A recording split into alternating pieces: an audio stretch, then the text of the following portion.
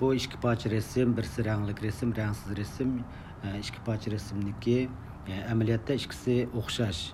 Ammo aslidagi rangli resim amaliyotda bizniki badnimiz mushundaq rangli sifatda bo'ladi.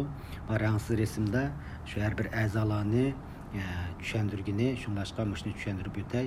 Hazm qilish sistemasi deganimiz eg'izdan boshlanib maq'atgacha tutishadigan, to'g'ri bir shaklli tutishadigan a'zolar, undan keyin shuning atrofidagi a'zolar, ya'ni jigar, o't, undan keyin oshqozon osti bezi qatorliq a'zolar hammasi shu hazm qilish sistemasiga kiradi.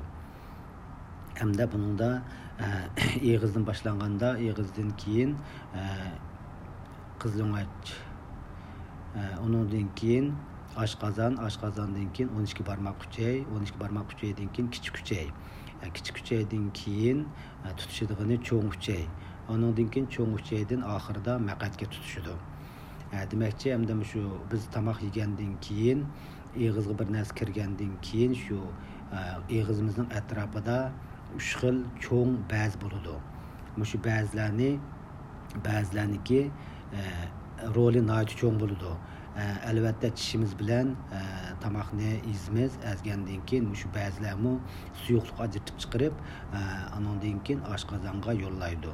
Bu jarayonda qizil'o'ngachdan o'tish jarayonida qizil'o'ngachdami 3 xil tor joy bo'ladi. Buni keyinroq tushundirman. Undan keyin oshqozonga tushadi. Oshqozon tushgandan keyin oshqozon kislotasining roli bilan tig'imdan parchalaydi tomoqlarni. Parchalagandan keyin 12 barmoq uchiga tushadi. 12 barmoq uchiga tushgandan keyin 12 barmoq uchiga shu o't yo'li, andan keyin oshqozon osti beziniki yo'li tutishadi. Tutishgandan keyin shularniki suyuqligimi birlashib, tig'imdimi bu yemaklik bilan birlashib, uniki 12 kichik uchiga tutishadi. Bizniki yemakliklarimiz asosan ko'pincha holda qabul qildig'ini, badnimiz qabul qildig'ini kichik uchay tarafdan qabul qilinadi. Andan keyin kichik uchayda asosiy moddalar qabul qilinib bo'lgandan keyin yemaklik oxirida cho'ng uchayga kiradi. Cho'ng uchayda asosli cho'ng uchayning roli hamda cho'ng uchay asosan suv iste'mol qiladi, suvni qabul qiladi. Shunga bu hamda cho'ng uchay bilan kichik uchayning cho'ng farqi hamda sizlar ko'rayotgandek shu kichik uchay bilan cho'ng uchayning tutishadigan yerida qarg'u uchay deb qo'yamiz. So'qir uchay ko'rgandek so'qir uchayning belgisini turibdi. Shu so'qir uchay bo'lganlarmi bor, amaliyotda mana so'qir uchay bo'lgan. Shuni kesib o'tadigan ahvollar bo'ladi. Buningmi albatta har xil sabablardan bo'ladi.